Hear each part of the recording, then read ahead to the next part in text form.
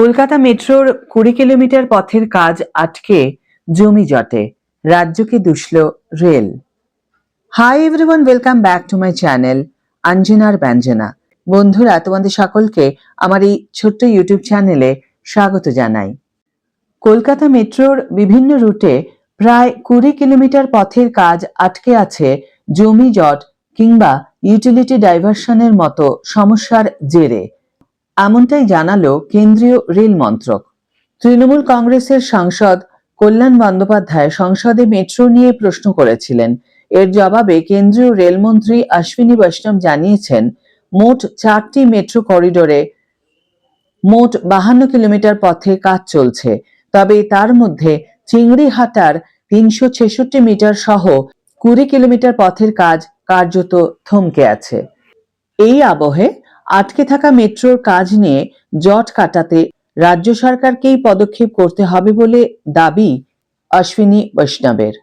লিখিত জবাবে রেলমন্ত্রী জানিয়েছিলেন, চিংড়িহাটার 366 মিটার মেট্রো পথ জুড়ে দিতে রাজ্য সরকারকে বারবার অনুরোধ করা হলেও অনুমতি দেওয়া হচ্ছে না। যান চলাচলে ব্যাঘাত ঘটতে পারে বলে দাবি করছে রাজ্য। তবে রেলের বক্তব্য, কলকাতা পুলিশ যে বিকল্প রাস্তা চেয়েছিল তা চলতি বছরের ফেব্রুয়ারি মাসেই তৈরি হয়ে গিয়েছে। এরপর বৈঠকের পর বৈঠক হলেও নো অবজেকশন সার্টিফিকেট পাচ্ছে না মেট্রো। রেলমন্ত্রীর দাবি, এনওসি পেলে 3 রাত্রি 8 ঘন্টা করে কাজ করেই এই অংশ সম্পন্ন করতে পারে মেট্রো।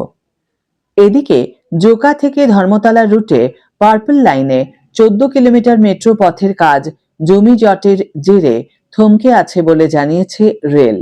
এর জেরে খিদিরপুরে এখনো মেট্রো স্টেশন তৈরি করা যায়নি। এদিকে ধর্মতলার যেসব দোকান সরানোর কথা সেগুলির জন্য বিকল্প স্থান তৈরি হয়ে গেলেও রাজ্য সরকার এনওসি দিচ্ছে না বলে অভিযোগ অশ্বিনীর। এদিকে নোয়াপাড়া থেকে বারাসত ইয়েলো লাইনে বাধা হয়ে দাঁড়াচ্ছে কয়েক হাজার দোকান ও ঝুপড়ি। আর রাজ্য সরকার জমি অধিগ্রহণও করছে না বলে জানানো হয়েছে লিখিত জবাবে। আজকের ভিডিও এখানেই শেষ করছি বন্ধুরা।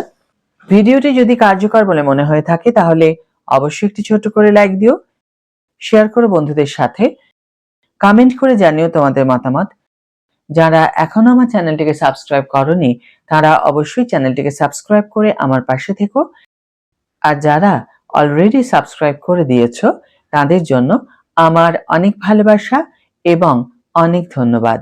আজ তাহলে বিদায় বন্ধু, দেখা হবে পরের ভিডিওতে। ভালো থেকো, সুস্থ থেকো, সঙ্গে থেকো।